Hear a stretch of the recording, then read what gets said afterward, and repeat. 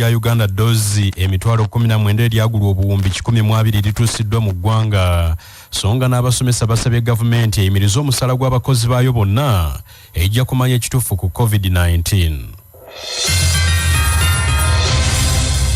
Mwasuze mutyano bannaffe abatuwuliriza ziweze 3 ez'enkya ya leero mawulire gaabudde buno ku CBS FM Emmanduso okugakusomera nze Kalule Lameka. Ssaabasajja Kabaka empologoma ya Buganda Ronald Muwenda Mutebi owookubiri asiimye okulabikako eri Obuganda olwaleero ng'Obuganda bukuza ameefuga gaabwo olunaku lwa bulungibwansi ne gavumenti ez'ebitundu omukolo ogugenda okubeera mu Lubiri e Mengo. Mu kukoza olunaku luno buli mwaka nnyinimu yasiima nti essaza eribalinywedde mu malala akendo mu nkola y'emirimu egy'ebyenkulaakulana alikwasengabo certificate n'ensimbi enkalu era omwaka guno essaza Kyaddondo lye lyalidde empanga ne liddirirwa Bulemeezi, Kyaggwe, Mawokota, Butambala, Buddu eri mu Kyamukaaga n'amasaza amalala ne gagoberera. Ku mulundi guno ebikujjuko bino bitambuliziddwa ku mulamu ogugamba nti okunyweza bulungibwansi ky'ekitiibwa ky'obwami. Ssaabasajja Kabaka azaalaga obukulu bw'okukola bulungibwansi mu ggwanga ng'agamba nti ffenna tulina kwenyigiramu. Kituzaamu essuubi okulaba ng'abantu baffe naddala ab'omu kibuga mutegedde nti tetusobola kukuza bibuga byaffe awamu n'eggwanga lyonna okuggyako nga tulina obuvumu era nga twewaddeyo okwenyigira mu nsonga ezitukwatako nga tuyita mu nkola eya bulungibwansi. Wano mu Buganda enkola eno yaliwo okuva edda n'edda era nekulaakulana nnyo eggwanga lyaffe mu mbeera ez'enjawulo era tusaana tugyongeremu amaanyi. Tulina ebintu bingi nnyo bye tusobola okukola nga tetweyambisizza nsimbi nnyingi. Ebyo tusobola okubikola ne tukyusa embeera z'abantu baffe. Okutuuka obulungi ku nkola eno wateekwa okubaawo okuwuliziganya n'okukkaanya wakati w'abakulembeze n'omuntu wa bulijjo nga tetuyise mu kulagirwa wadde okutiisatiisa. Awo nno ekibuga kyaffe kijja kukulaakulana. Ssentebe w'olukiiko oluteesiteesi lw'emikolo gino Oweekitiibwa Hajati Mariam Mayanja Nkalubo Nassejje alambuludde ku nteekateeka ey'olwaleero.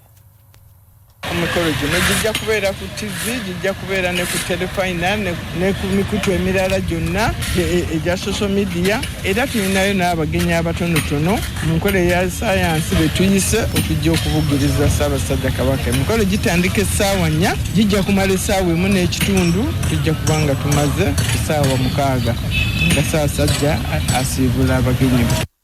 Aisha Sekindi Minister Mbezi ku nsonga z'amazzi n'obutonde bw'ensi mu Ministry y'obutonde bw'ensi mu gavumenti ya wakati yeebazizza nnyo Ssaabasajja Kabaka olw'okulwaniriranga obutonde bw'ensi.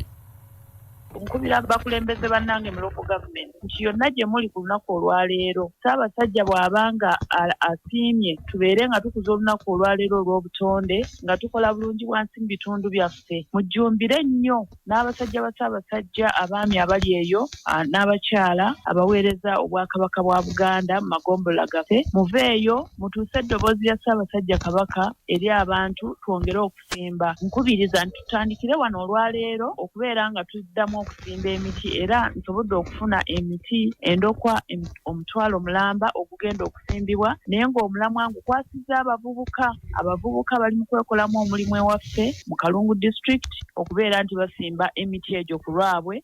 Mbadde nsaba tudduukire omulanga gwa Ssaabasajja asiimye olwali tukole bulungibwansi naffe tusitukiremu. Omubaka wa Nansana Municipality wa Kayima Musoke agamba nti buli muntu yeetaaga okukola bulungibwansi kubanga ffenna tuvunaanyizibwa.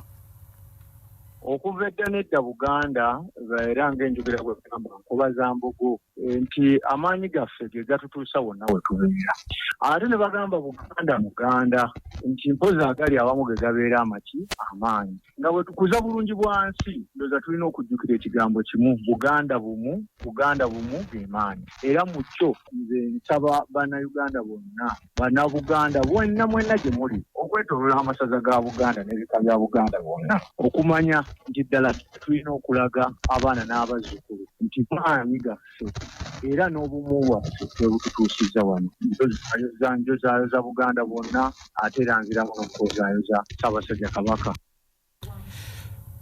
Veronica Nanyondo mbaka omukyalo wa district y'Bukomansimbi yakubiriza abantu okugoberera enteekateeka zonna ez'omutanda ku nsonga za bulungi bwansi.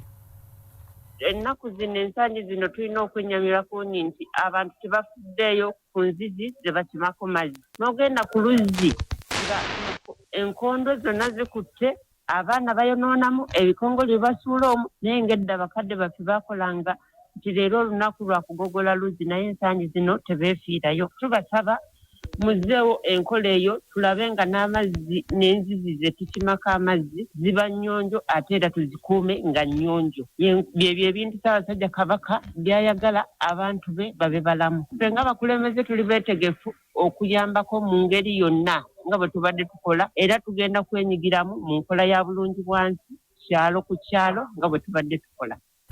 Wabaddewo emikolo egikulembeddemu olunaku luno nga mubaddemu bulungi bwansi obw'omuggundu mu masaza gonna ku bitebe by'amagombolola n'ebitundu bya Buganda eby'enjawulo era abaami bakunza abantu ne basimba emiti ku mbuga n'ebitundu ebitali bimu nga na wano ku nnyanja ya Kabaka wabaddewo bulungi bwansi obw'omuggundu abantu bagogodde ennyanja ya Ssaabasajja era emiti egy'ebijjukizo ne gisimbibwa. Mu mawulire amalala eddagala Uganda lyesoose okugula ku nsimbi y'omuwi w'omusolo ly'okugema ekirwadde ki COVID-19 ery'ekika kya Johnson & Johnson lituusiddwa mu ggwanga mu kiro ekikeesezza olwaleero. Eddagala lino liweza ddoozi emitwalo 19,688 nga livudde mu ggwanga erya South Africa nga lino lye lyaguliddwa ku buwumbi bwa siringi 1,200 obwaweerezebwa mu ggwanga erya South Africa nga n'eddagala eddala eryagulwa ku nsimbi ze zimu liri mu kkubo. Mu kutuusibwa ku kisaawe Entebbe eddagala lino likwasiddwa Dr. Diana Atwino omutesiteesi omukulu mu minisitule y'ebyobulamu era ng'ono alabudde abantu obutatabiikiriza ddagala lya kugema okwewala ebikyamu ebiyinza okuddirira.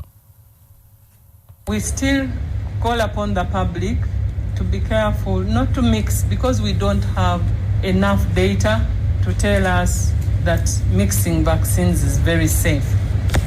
I know that in the country we have had many doses, but we encourage that if you get AstraZeneca, get your second dose.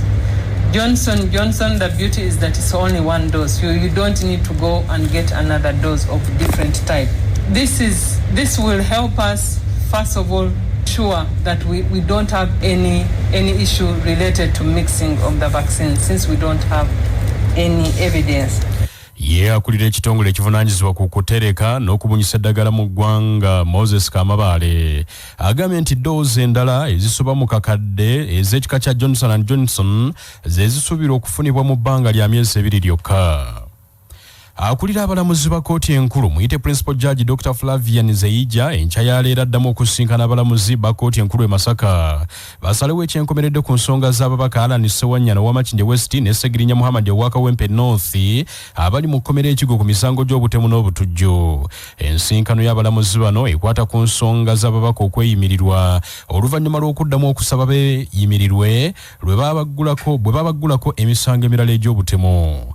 Ensonda ezeesigika zitegeezezza nti mu nsisinkano yabaddewo olunaku lw'eggulo tewali kyankomeredde kyasaliddwawo era nga leero abalamuzi bano basuubirwa okusalawo ekyenkomeredde obanga Alan Ssewanyana ne Muhammad Segirinya baneeyimirirwa. Emmanduso mu kitundu kyo.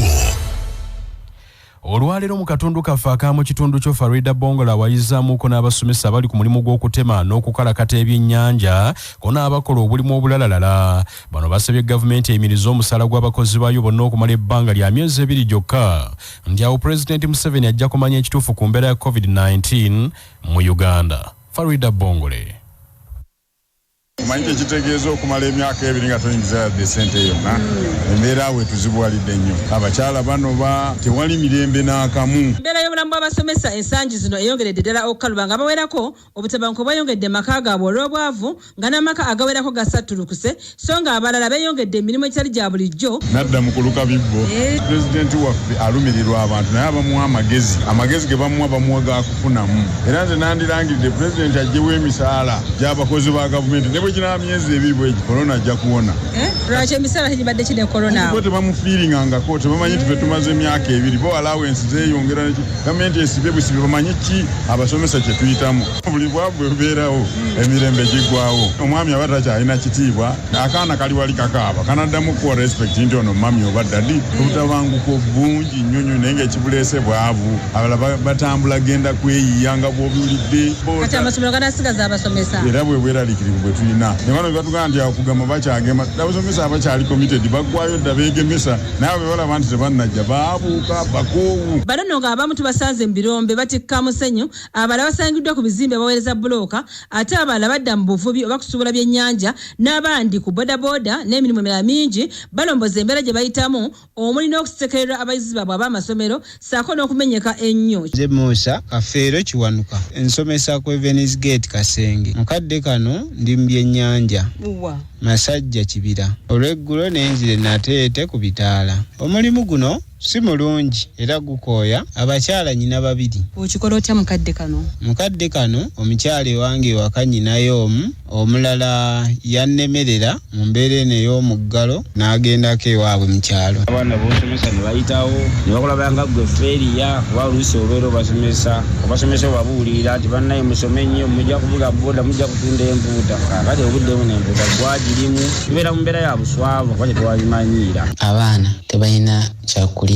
I ask government to look into this. We are suffering. Abasomesa bano balajjadde gavumenti nabo okubatunulamu kubanga n'ensimbi za SACCO omukulembeze w'eggwanga ze yabasuubiza omwaka oguwedde tebazirabangako. Tuwulira bazoogerako boogezi ate baba gavumenti bali bulungi basasulwa kakakati alefe abali mu ga private abasinga amasomero bagatunze ekyamazima abasajja bali mu looni esomero bagatunze obusente obutini boogenda okubalira bwotalitunde bangi gyalitunda ate goofiirwe ennyo tulinga abali sure ndi kaaliweevu erina okujja ffe tulowooza gavumenti yeekola mu ssente. Ye ssentebe w'abatandisi b'amasomero g'obwannannyini mu Uganda Michael Kironde naye ayogedde ku mbeera eno. Omwana abeerawo nga yeegomba kubanga gwe omusomesa kati lwakulaba nga oli mu kulima mu nnimiro z'abantu aggwamu amaanyi era kitandisa okutweraliikiriza nti gye bujja mu future batunaafuna abasomesa abalala abaana banaasalawo okujja mu busomesa kubanga balaba mu busomesa abonyeebonye nnyo ku mulembe guno. Rachel Namwenda CBS Emanduso nze Farida Bongole mu Kampala. Webale nnyo omusasi waffe Farida Bongole ate nagavudde mu kkowe eryo. Luno lusekesero ebyemizannyo Sports News Beat wano ku Manduso olusekesero ebyemizannyo. Leero mu lusekesero ebyemizannyo tukutyabidde ebimu ku bikwata ku muzannyo akyasinze okuba omutennyo okuzannyirako ttiimu y'eggwanga lya Spain enkulu omupiira. Sebadduka John Paul.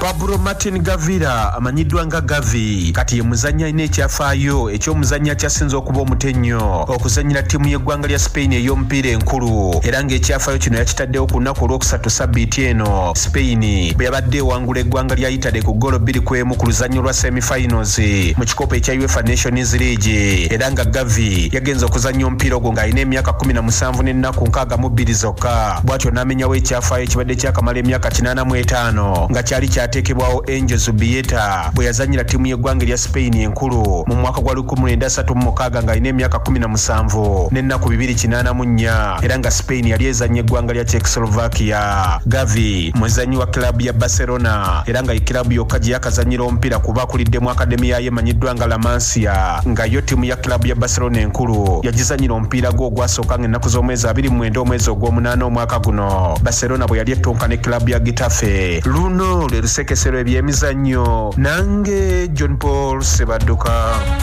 Nga tugenda mu geebweru bingi byogeddwa naye bino binajjukirwanga nga bikutuusibwako Yuga Chick Poultry Breeders Limited abatunda enkoko eza broilers ne layers emmere y'enkoko ey'omutindo awamu n'eddagala. Yuga Chick Poultry Breeders Limited ku lw'obulunzi obuzza amagoba ne Nice Curry Powder akanzaali akawummesa enva n'okuba ennoga kasange mu kikubo ne mu maduuka gonna wamu ne Nice ntangawuzi tea amajaani agali n'eddekende wamu ne Global Paints langi ey'omulembe.